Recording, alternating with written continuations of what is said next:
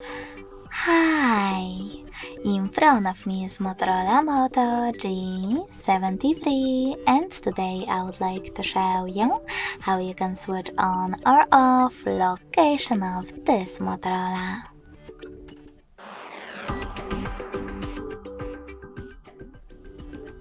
First of all, go into Tab menu.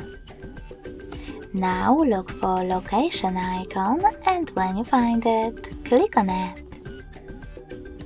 As you can see in this pop-up, in order to disable location, you need to select close. So when I do that and go back,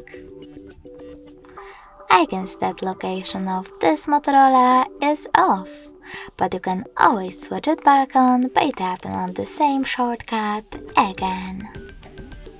If you want to, you can always go into settings instead. Scroll down and look for location section. When you find it, click on it.